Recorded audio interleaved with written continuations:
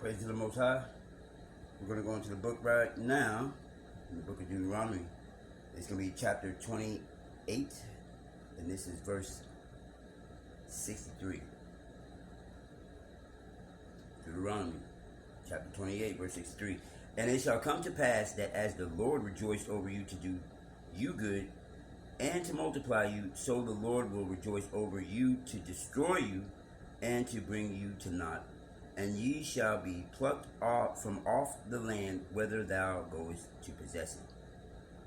And the Lord shall scatter thee among all people from the one end of the earth even unto the other, and there thou shalt serve other gods, which neither thou nor thy fathers have known, even wood and stone.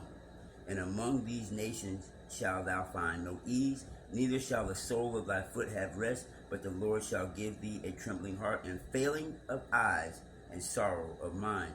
And thy life shall hang in doubt before thee, and thou shalt fear day and night, and shalt have none assurance of thy life.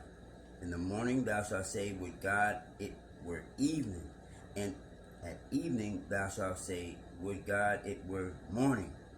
For the fear of thine heart wherewith thou shalt fear, and for the sight of thy eyes which thou shalt see.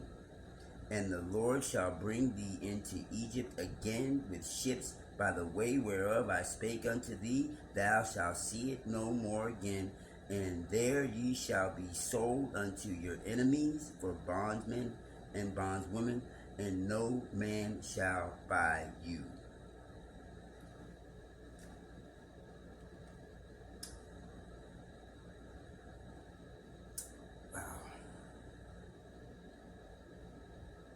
What does that mean? Yeah. Well, it means a lot to the ones who understand it. Some people just read books like they're novels or just interesting storytelling. This comes straight from the Word. And although it may be that you say, well, that was so long ago, what is happening currently in the earth this day? Do you not have those who were plucked from off the land whither thou goest to possess it? Who are those people? And who are the ones in 64 Deuteronomy chapter 28? Deuteronomy chapter 28, verse 64, and the Lord shall scatter thee among all people from the one end of the earth even unto the other, and there thou shalt serve other gods, which neither thou nor thy fathers have known, even wood and stone. What does that mean? This is the Bible, right?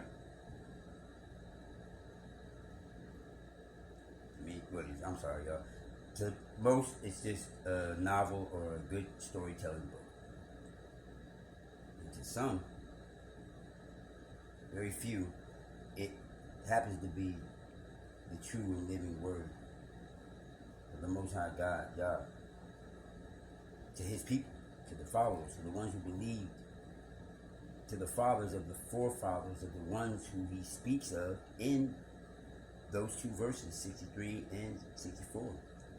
And it goes even better into 65, and it says, and among these nations shalt thou find no ease, neither shall the sole of thy foot have rest, but the Lord shall give thee there a trembling heart, and failing of eyes, and sorrow of mind. You should go down to verse number 68 in the book of Deuteronomy, chapter 28, verse 68, Deuteronomy, and the Lord shall bring thee into Egypt again with ships, by the way whereof I spake unto thee. Thou shalt see it no more again. And there ye shall be sold to your enemies for bondmen and bondswomen, and no man shall buy you. No man shall buy you? Well, I can't be speaking of America, because in America, when they got those ships, they were bought So, is he calling those who brought them not a man? Interesting. Very interesting. This is the word of God, man. So it's like I can't go against it, just like no man can. Or if you believe in it, you know you shouldn't. But what is this Egypt thing? And the Lord shall bring thee into Egypt again? I mean, Lord, didn't the children of Israel, didn't they just come out of Egypt? They walked out. Walked out. He's saying you're gonna go back into Egypt again with ships. Well, so Egypt, bondage, they were in slavery to the Egyptians, and I'll bring you back into Egypt again to serve. It'll be Egypt all over again.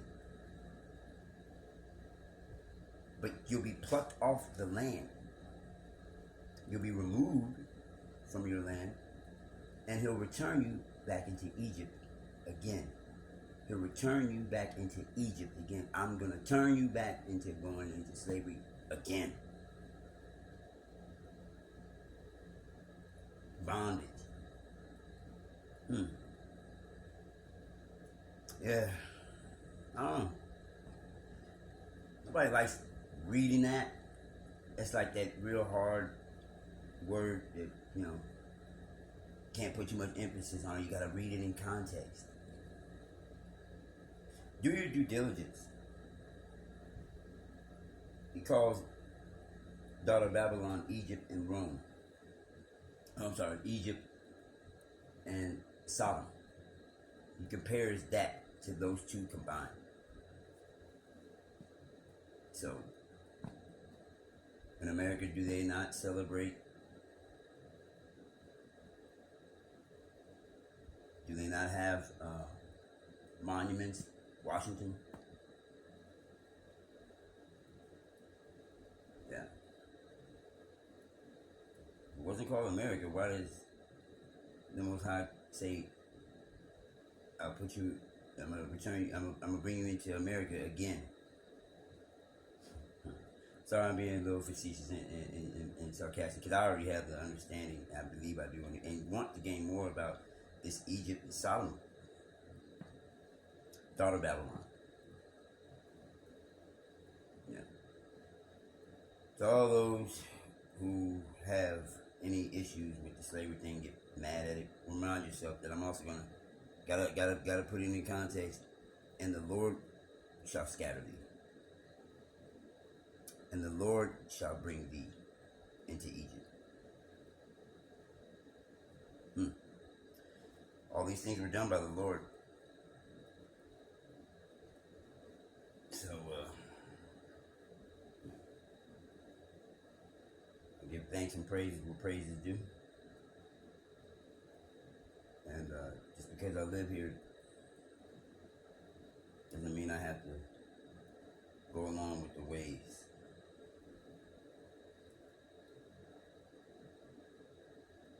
So I believe this over what you want me to believe, because if thou wilt not observe to do all the words of this law that are written in this book, that thou mayest fear the Lord, fear this glorious and fearful name, Yahweh, thy Elohim. Yeah. No. Yep, Debbie Downer time, but hey, there's a good one. Gets better. If you love me, keep my commandments. Didn't he say he protects and helps those who love him? This is why I read. This is why I love it, because he loves to give the knowledge freely. So I do as well. Shalom. Peace and blessings. Hope everybody does well. And follow the law to the best of your ability. Shalom.